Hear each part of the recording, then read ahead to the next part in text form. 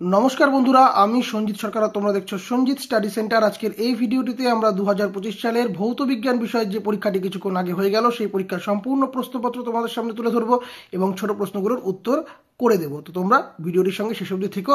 আর আজকে তো পরীক্ষা শেষ হয়ে গেল, তোমাদের পরীক্ষা কেমন হয়েছে অবশ্যই কমেন্ট করে জানিও। আর তোমরা কে কত পেতে পারো একটা আইডিয়া তো মোটামুটি তোমাদের হয়েই গিয়েছে, তো জানিও অবশ্যই। তো চলো শুরু করা যাক আজকের আলোচনা। যে প্রথম প্রশ্ন, গ্রিন হাউস গ্যাসটি শনাক্ত করো, এটা অপশান সি জলীয় বাষ্প। তার পরবর্তী অ্যান্সার হবে অপশান বি।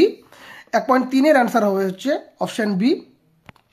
তো তাপ পরিবাহিতাঙ্ক নির্ভর করে অপশান বি, পরিবাহীর উপাদানের প্রকৃতির উপর। আলোর প্রতিসরণের সময় নিচের কোন রাশিটি অপরিবর্তিত থাকে, অপশান সি কম্পাঙ্ক। পরবর্তী কোন প্রকার দর্পণে অসৎ, ছোট এবং সমশিষ্ট প্রতিবিম্ব গঠিত হয়, অপশান সি উত্তল দর্পণ। নিচের কোন এককটি তড়িৎ শক্তির একক, এটা অপশান সি কিলোওয়াট ঘন্টা। নিচের কোন রশ্মিটির গ্যাসকে আয়নিত করার ক্ষমতা সর্বাধিক, অপশান এ ফিউজ তারের বৈশিষ্ট্য হলো অপশান এ। 1.10 প্রশ্নের উত্তর হচ্ছে অপশান ডি। 1.11-র উত্তর হচ্ছে অপশান ডি। তাড়াতাড়ি বলছি, আজকে পরীক্ষা শেষ হয়ে গিয়েছে, তোমরা এখন আনন্দে মশগুল হয়ে রয়েছ।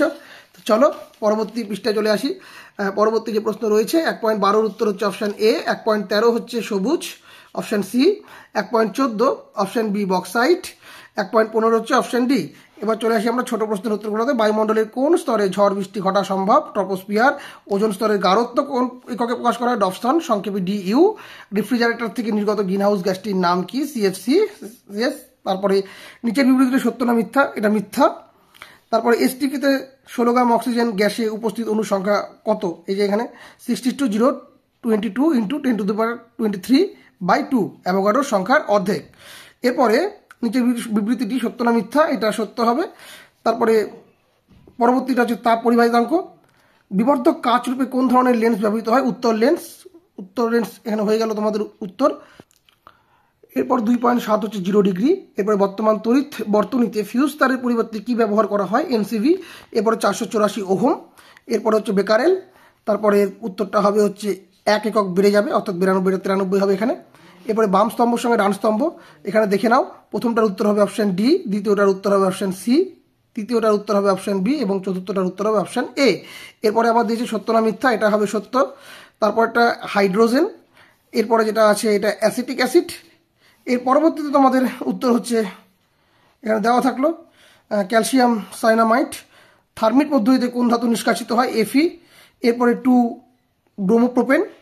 এবার অবস্থানগত আইসোমেরিজম বা সমবায়তার উদাহরণ দাও, এটা অনেক রকমভাবে উত্তর হতে পারে।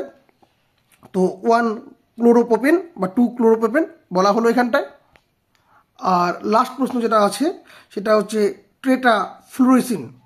এবার তোমরা 2 নম্বরের প্রশ্নগুলো দেখে নাও, যাদের যাদের পরবর্তীতে মাধ্যমিক থাকবে পরবর্তী বছরে, তো সেই সমস্ত ছাত্রছাত্রীরা দেখে থাকলে অবশ্যই এই প্রশ্নটা স্ক্রিনশট তোমরা নিয়ে নাও, তাতে বুঝতে পারবে কী টাইপের প্রশ্ন এবছর অর্থাৎ 2025 সালে এসেছিল।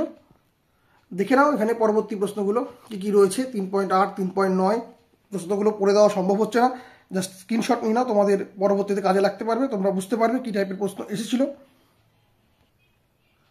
তোমাদের সমগ্র প্রশ্নপত্র আমি ধরে ধরে দেখিয়ে দিচ্ছি, তোমরা অবশ্যই যাদের প্রয়োজন হবে তারা কিন্তু স্ক্রিনশট নিয়ে নিতে পারো এই গোটা প্রশ্নটির।